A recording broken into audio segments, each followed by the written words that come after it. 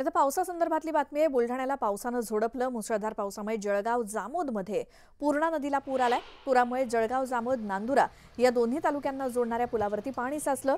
पूल पाण्याखाली गेल्यामुळे पुलावरची वाहतूक ठप्प झाली आहे।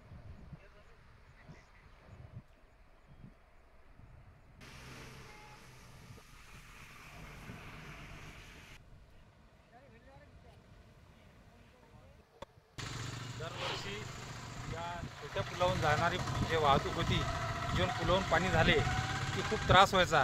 दवाखाना, मेडिकल वगैरे जे काही इमर्जन्सी पेशंट होते त्यांना खूप त्रास व्हायचा।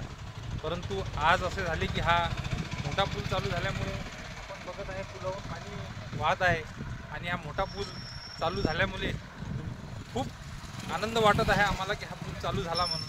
म्हणजे कसं की हे जे पेशंट आहे, जे इमर्जन्सी जे आवश्यक कामं आहे, जे नांदुरा जळगाव दोन तालुक्याला जोडणारे जे गावं आहे, त्या दोन्ही गावातून आता हे वाहतूक सुरळीत चालू आहे। त्यामुळे आम्हाला भरपूर आनंद झाला।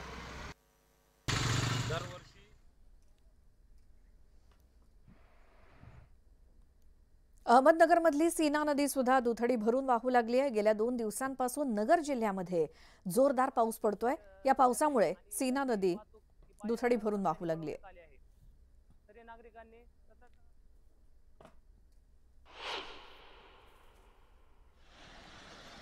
तर मुंबईला पाणीपुरवठा करणारं वैतरणा धरण 100% भरलंय। इगतपुरी आणि परिसरात होत असलेल्या मुसळधार पावसामुळे धरण ओव्हरफ्लो झालंय। या धरणातील पाणी पातळी नियंत्रित राखण्यासाठी धरणातून 6000 क्युसेक वेगानं पाण्याचा विसर्ग केला जातोय। त्यामुळे परिसरातील नागरिकांना सतर्कतेचा इशारा देण्यात आलाय।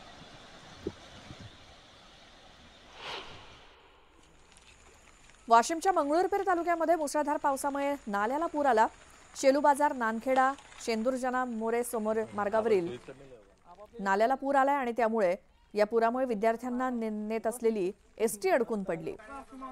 70 ते 80 विद्यार्थी एसटी मध्ये अडकून पडलेत आणि तब्बल 4.5 तासांनंतर या सर्व विद्यार्थ्यांना त्यांच्या पालकांनी खासगी वाहनातून आपल्या घरी नेलं।